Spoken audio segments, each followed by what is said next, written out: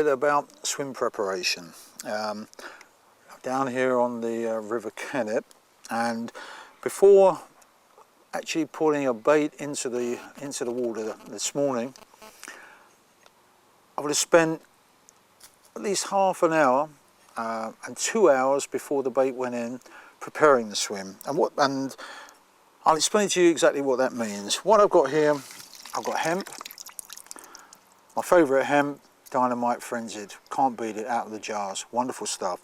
You'll see some casters in there. Well, those casters have come from this bucket here, because casters are the bait that we're using today.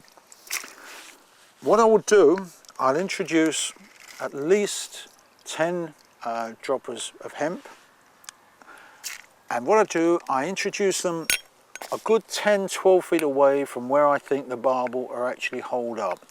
This is because I want to make the feed area where I actually want to catch them away from where they feel secure. They're much happier feeding away from those sort of bolt hole areas, if you like. You can drop a bait into the bolt holes, but what invariably happens, you'll get one barbel and that may be it.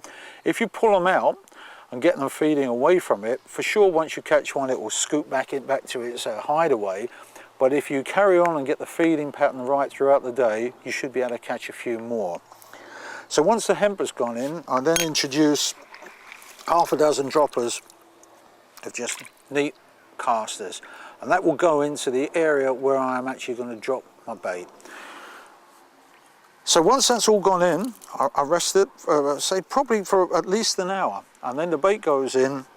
And sometimes, it did happen last week, within 20 seconds the rod top's gone round, and what happened last week, there was a fish in excess of 10 pounds straight away. That can happen because the fish have been feeding confidently, they come out, they're not worried, and that's it. Early in the morning, you know, you don't have to wait till after dark. A lot of people have got this misconception that barbel fishing is all about catching them after dark.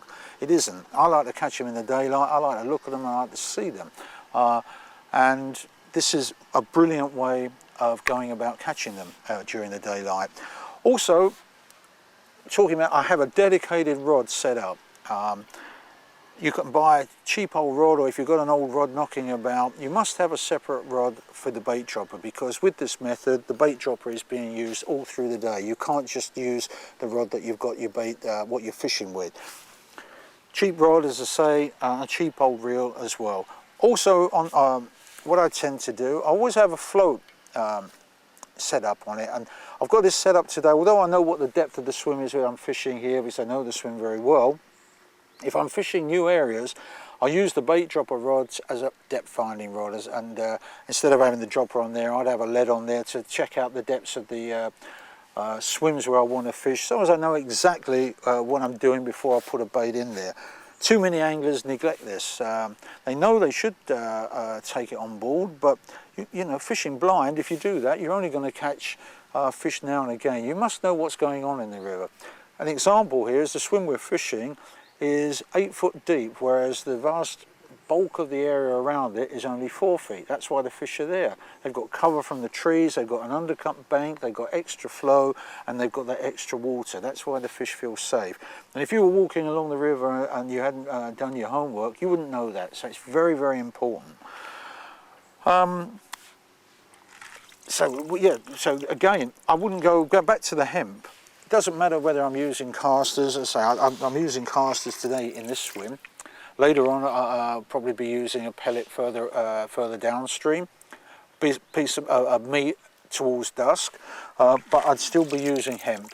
You must not go barbel fishing without using hemp. You know, it's been forgotten as boilies and pellets have come on the scene, but trust me on this, barbel love it. It's what attracts them. You use the hemp to pull them out of their hidey holes up onto the area where you want to catch them, where you put your feed, which again is the casters.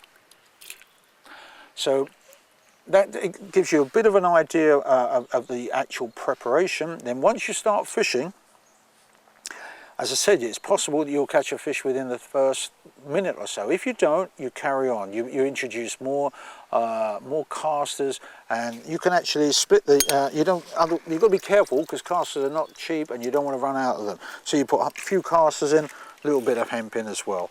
And you don't have to fill the dropper all the way up every time. But what you've got to do is keep that bait going in regularly.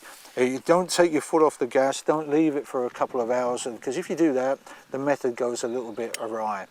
You've got to keep the swim topped up. Once you've caught the fish, you put more bait out there, more casters again, rest the swim, and then you go through the procedure again. And that way, during the course of a day, what should we say, a 12-hour day, no reason, if you're in a really prolific swim, you can catch a dozen barbel. Fishing's got a bit tougher down there these days, but I'm still confident I can get 3 or 4 by doing this, and when a couple of them might be double figure fish, that will do by me.